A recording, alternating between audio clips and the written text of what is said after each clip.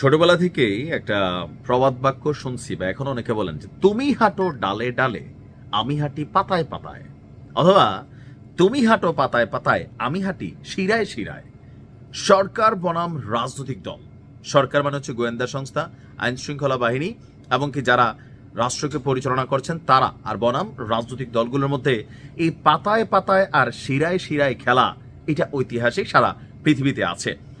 এই মুহূর্তে ডক্টর ইউনূস সরকারকে একটা শিক্ষা দেওয়ার জন্য, অথবা আওয়ামী লীগ তাদের শক্তি সক্ষমতা প্রদর্শনের জন্য যেই পরিকল্পনাটা বাস্তবায়ন করতে চাচ্ছিল আগামী 13ই নভেম্বর, তো আওয়ামী লীগ হাঁটতেছিল ডালে ডালে, সরকার হাঁটতেছিল পাতায় পাতায়। বিষয়টা কিন্তু ফাইনালি মনে হলো যে সরকার এক ধাপ এগিয়ে আছে, তবে 13 নভেম্বর আসে নাই, আসলে কি হয় বলা যায় না।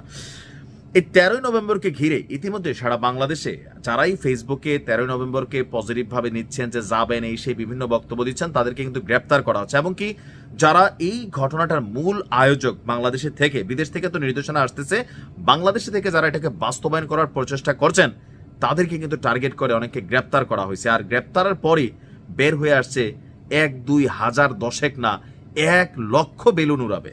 এখন বেলুন কি এগুলা কেমিক্যাল বেলুন হবে যা আকাশে ফুইটা যাবে, তারপর আগুন টাগুন ধরে যাবে, নাকি এই বেলুন আকাশে উঠতে থাকবে, সারা বাংলাদেশ বেলুনময় হয়ে যাবে? ভাই, বেলুন উড়ানোর আসলে উদ্দেশ্যটা কি আওয়ামী লীগের?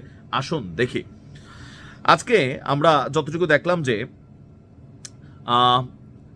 8 নভেম্বর এবং 9 নভেম্বর 2 দিন রাজধানীর বিভিন্ন এলাকায় অভিযান চালিয়েছে পুলিশ। 25 জনকে গ্রেপ্তার করা হয়েছে। ঢাকা মহানগর গোয়েন্দা পুলিশ তাদেরকে গ্রেপ্তারের পর জিজ্ঞাসাবাদও করেছে যে তোমাদের পরিকল্পনাটা কি, আর সেখান থেকে বের হয়ে এসেছে এই চাঞ্চল্যকর 1 লক্ষ বেলুন নিয়ে কি করাতে চায় আওয়ামী লীগ।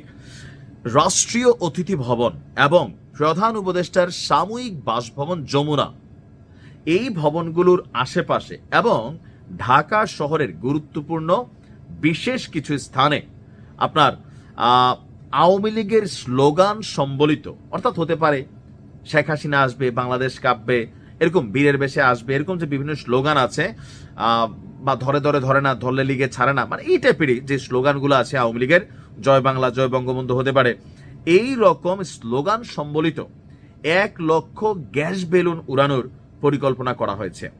আর গ্রেপ্তারকৃতদেরকে তাদের ফোন, এমনকি তাদের বিভিন্ন জায়গায় যোগাযোগ, এগুলাকে আপনার যাচাই বাছাই শেষে পুলিশের তরফ থেকে আপনার বক্তব্য দেওয়া হয়েছে। আর এটা জানিয়েছেন ঢাকা মহানগর পুলিশের যিনি পাবলিক রিলেশনস বিভাগের উপকমিশনার আছেন মোহাম্মদ তালেবুর রহমান। উনি বলছেন যে গ্রেপ্তারকৃতদের জিজ্ঞাসাবাদের মাধ্যমে তারা ঢাকা শহরে ঝটিকা মিছিলের মাধ্যমে জনমনে আতঙ্ক সৃষ্টি সহ আইন শৃঙ্খলা বিঘ্ন করার ষড়যন্ত্র করছিল। এছাড়া 10 থেকে 12ই নভেম্বর রাষ্ট্রীয় অতিথি ভবন যমুনার আশপাশে এবং ঢাকা শহরের বিভিন্ন জায়গায় তারা 1 লাখ বেলুন উড়ানোর পরিকল্পনা করছিল।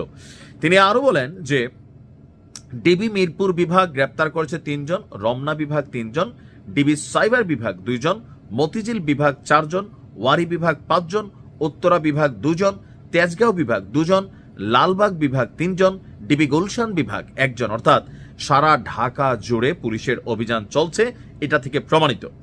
এছাড়াও ডিবি সূত্রে জানা গেছে গ্রেপ্তারদের ফোন পর্যালোচনা করে হোয়াটসঅ্যাপ, মেসেঞ্জার সহ বিভিন্ন বার্তা আদান প্রদানকারী অ্যাপসে বেলুন উড়ানো সংক্রান্ত পরিকল্পনার আলামত পাওয়া গেছে।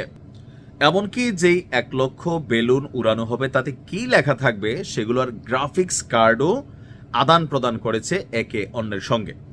হোয়াটসঅ্যাপে দেওয়া বার্তায় কোথা থেকে কিভাবে বেলুন, গ্যাস সংগ্রহ করা যাবে সেগুলোও বলা হয়েছে। এমনকি জিজ্ঞাসাবাদে তারা আরও বেশ কিছু তথ্য প্রকাশ করছে। অর্থাৎ আওয়ামী লীগের 13ই নভেম্বরকে ঘিরে যে পরিকল্পনা, এই পরিকল্পনার মোটামুটি অনেকটাই এখন সরকারের সামনে চলে এসেছে।